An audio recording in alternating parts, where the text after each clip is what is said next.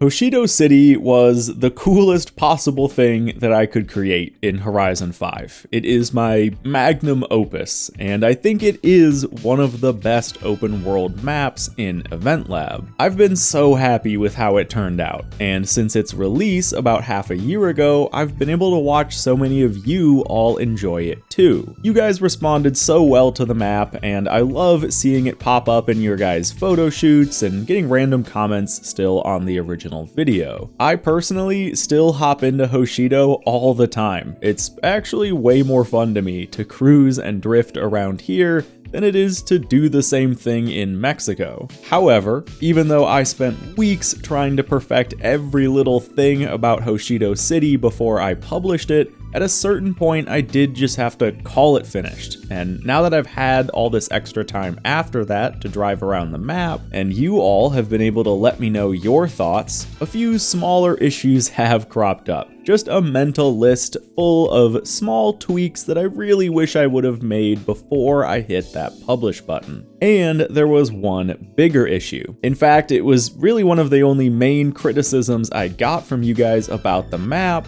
the highway. But there just wasn't much I could do about any of it. Not only was I at 100% of the prop budget, I was literally at the maximum prop count, a limit even harder to hit. I couldn't have added a single thing without taking something else away, and I didn't want to take anything away. So Hoshido stayed as it was. But over time, I had a few ideas on how to maybe optimize a few areas of the map without sacrificing anything meaningful, and some new props were added to the game through updates, including pre-built highway sections. So after working on this now for a few weeks, finally I am happy to welcome you to Hoshido City Redux, a sort of 2.0 patch that touches on every area of the map. The city center, mountain pass, and highway have all gotten some pretty major updates, and I truly could not be happier with the result. Hoshido City feels like it is finally as good as it could possibly get within the limits of Horizon 5's Event Lab. So this is a bit of a build diary vlog / patch notes video showcasing all of the changes that have been made to Hoshido City and giving you all a bit of a glimpse into what it looks like to create a map like this. When I originally set out to build Hoshido, it was actually just going to be a Touge route. I simply wanted to create the best possible Japanese-style mountain pass that I could. I wanted it to start in a town though, so that it felt like you were leaving civilization to head into the mountains. And as the mountain pass layout was finishing up and I started fleshing out the town, I realized that I had some prop budget to spare. So I decided to make the town into a city and expand it outwards into something that was a fun feature in and of itself. I was looking at a lot of reference images and kept being drawn towards one thing: elevated highways and underpasses. They just have a certain vibe to them, and I wanted to include that in my map. So I built a raised highway just as a visual piece to help bring detail to the city. But then as the city started to near completion, I realized that I still had a bit of extra prop budget. So I decided to turn the highway into a real drivable thing. But I had to do it as cheaply as possible because I wasn't working with a lot of budget. I built and used these prefabs to design the highway, and although it was serviceable, I definitely considered it to be the weakest link of Hoshido. It got you around the map and could be kind of fun to drive, but it was pretty narrow, didn't look that good, and had a risk of pixel stopping your car on all these sharp corners. It was what it was, I was still content, and every attempt I made to try rebuilding it with different props ended in failure. There just wasn't enough of the prop budget left to do it any other way. That is, until I had an epiphany, and a sort of embarrassing one at that. I really should have thought of this sooner. See, when I first started designing the map,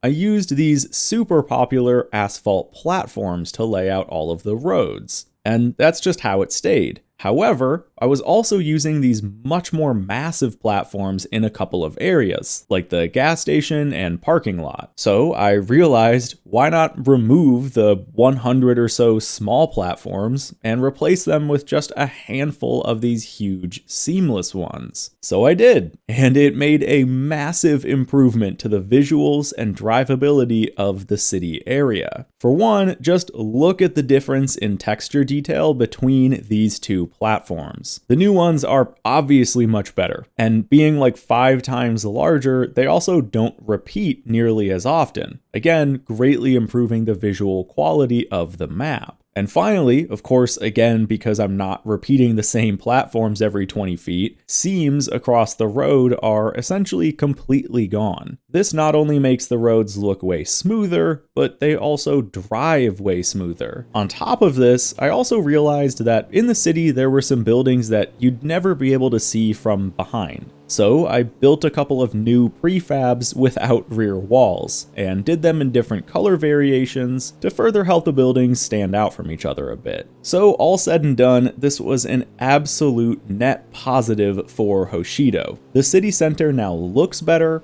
and drives better, and it's cheaper on the prop budget without sacrificing anything. This is what finally gave me the budget to completely rebuild the highway. Shortly after the initial release of Hoshido, Playground added these great new highway pieces, but they were just too expensive to use until I redid the city streets. I still had to be selective with my new options, only using 3 of these highway props to build the entire thing, and doing elevation changes myself without the smoother pre-made options. But after painstakingly adding all the walls back in one by one, I was finally able to drive on an all-new highway with smooth corners and 2 lanes on each side. At first, I actually left in the original city section with the entrance and exit ramps because I figured it would be too hard to move everything around here, but once the rest of the highway was done, it just looked out of place. So I tore up the whole city section and kind of retrofitted the ramps, scooted some buildings around, and moved to the signs. And with all of this done, the highway is finally a valuable experience in and of itself. It's no longer just some small, kind of ugly afterthought. Now, I did have to sacrifice just a few minor things in order to finish this highway. So I did reduce the density of streetlights. I feel like it still looks great though, and is absolutely a worthy sacrifice to get these great new roads. I also did have to remove the tunnel entrance at the top of the mountain. It was the only place I was using that pretty expensive prop, so it had to go. I instead replaced it with these brick walls that I do use in a few other places.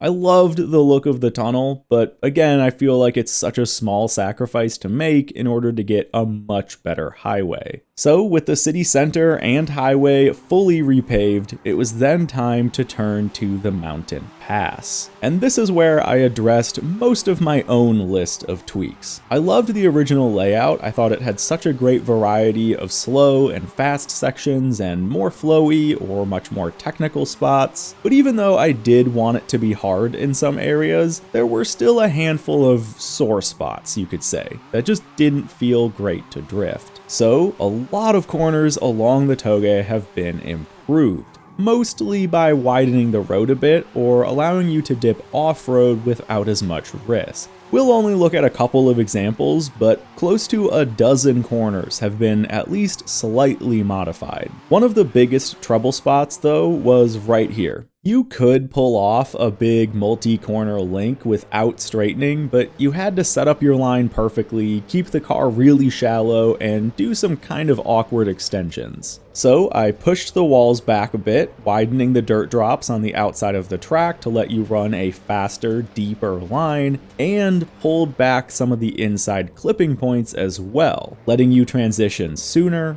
faster and with less risk of hitting the wall. Changes like this have been made all over. Here's another corner just past the top of the mountain that had kind of a similar issue. The road was just too narrow to run a smooth line with good angle, so I extended the outside and pulled the inside apex back to let you run deeper and then transition sooner and with more speed. And I also pulled this section way out to let you run a really deep line and just put the car sideways into this hairpin, which feels way more fun. And again, changes like this have been made all over. If you found the mountain pass to be a bit too tight, I definitely think you'll like these changes because now it flows a lot better. And even in the areas where I did just pull the wall out maybe a foot or so, that extra little bit really does make a difference. Now, I did have to play with the prop budget while working here too, because in many areas I had to add more platforms in order to widen the road. But luckily, the sacrifices I had to make here were very minor. Another prefab I had made early on in the original build was this wall of dense trees, which lines the entire outside of the mountain, as well as being used to break up a lot of sightlines on the interior. The dense wall of trees is important along the outer edges to maintain that illusion that you're deep in a forest. But some of the tree walls along the inside didn't need to be that dense. So in order to make room for the extra road props, I did cut down a few trees. Honestly, I think it's barely noticeable if at all, and I'm not even going to show you where I did it because I think you probably wouldn't notice unless I pointed it out.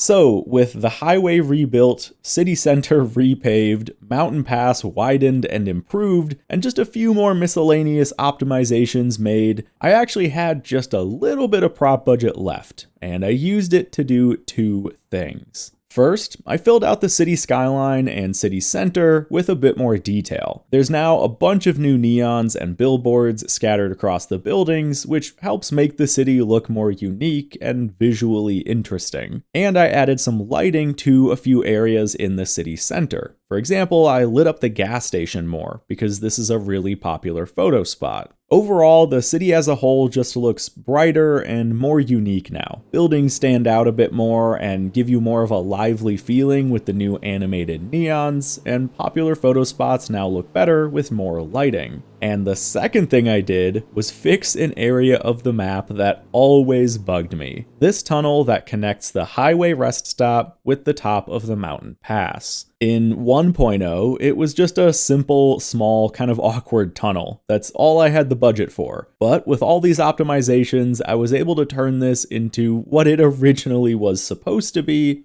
a parking area. Now, if I had way more budget, this definitely would have become some huge multi-level underground garage, but of course that just wasn't really in the cards. I did, however, build this pretty cleverly and was able to save budget by moving some things around and building a more efficient ceiling and walls. And this let me do the final improvement, which was to add to the hotel parking lot as well. Instead of just having some grass under this raised parking area, it now makes way more sense with more parking. It obviously fills out the space a little better and gives you yet another spot to take some nice photos. And that, folks, is Hoshido City Redux. Thank you all so much for your support on the original map, and I really hope you all enjoy this new and improved version. Please share with me your experiences with the map, and whatever photos or videos you take, you can share them here in the comments or just ping me in the Discord.